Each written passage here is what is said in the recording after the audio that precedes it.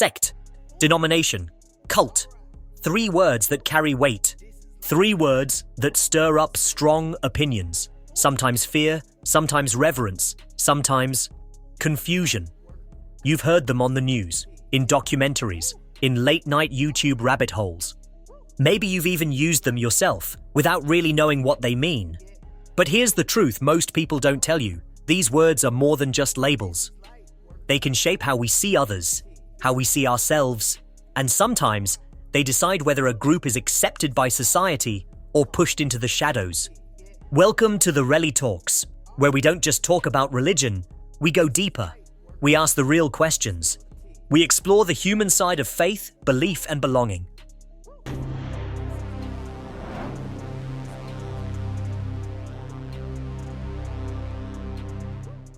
Today, I want to invite you on a journey, not just through definitions and doctrines, but through the emotional, cultural, and personal realities behind 3 of the most misunderstood terms in religious conversation: sect, denomination, cult. Because once you understand the difference, you'll start seeing faith and power in a whole new way. Let's start with a simple question. Why do we care about these labels in the first place? Well, religion is deeply personal. It's tied to identity, to family, to tradition. It tells us who we are, where we come from, and where we're going. But when we feel threatened by different beliefs or unfamiliar groups, we often use language to create distance, to draw lines, to say, we're the real ones, they're not. That's where these words come in. But what if I told you, the real differences between a sect, a denomination, and a cult aren't just about theology. They're also about power, structure, legitimacy, and control. Let's break them down, one by one. Sect, the passionate offshoot. A sect usually begins when a group within a larger religious tradition believes that the original message has been lost, corrupted, or watered down. In fact, some of the most important religious movements in history started out as sects. Take the Protestant Reformation, for example. It's like someone looking at the current state of their faith and saying, this isn't what it was meant to be. And that's not always a bad thing. Martin Luther didn't set out to create a new religion. He wanted to reform the Catholic Church. He challenged the institution, called for a return to the core teachings, and sparked a revolution that reshaped Christianity forever. That's classic sect behavior, a breakaway group that believes it's getting back to the roots. Sects often emphasize a return to purity. Strong commitment from members, separation from mainstream practices, and yes, sometimes they seem radical. Sometimes they disrupt the status quo.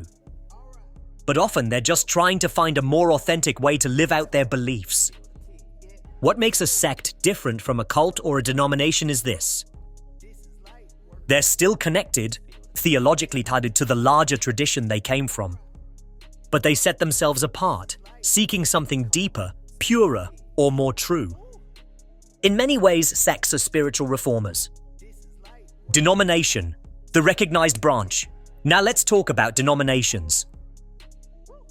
Think of denominations as the organized, accepted families within a larger religious tradition. They may have different views on theology, worship style, or governance, but they usually recognize each other as legitimate expressions of the same faith. Let's go back to Christianity as an example. Within it, we have Catholics. Catholics, Baptists, Anglicans, Methodists, Pentecostals. These are denominations. They each have their own church structures, clergy schools and seminaries, styles of worship. But they're not in conflict with each other, at least not violently. They often work together. Sometimes they even share communion, collaborate on social issues, and recognize each other's baptisms or marriages. A denomination is stable. It's institutionalized. It has legal status, societal acceptance, and deep cultural roots. And here's something fascinating. Many denominations started as sects. Over time, as they gained followers, developed structure, and became accepted by the wider culture, they transitioned into denominations. That's the key difference: legitimacy and structure. Where a sect might be seen as fringe or on the outside, a denomination has a seat at the table. Cult, the dangerous imitation. Now, the one that raises eyebrows, the word that carries fear. Cult. Let's pause for a moment here. The term cult is heavy, it's emotionally charged, and often it's used carelessly, thrown at any group that seems weird or unfamiliar.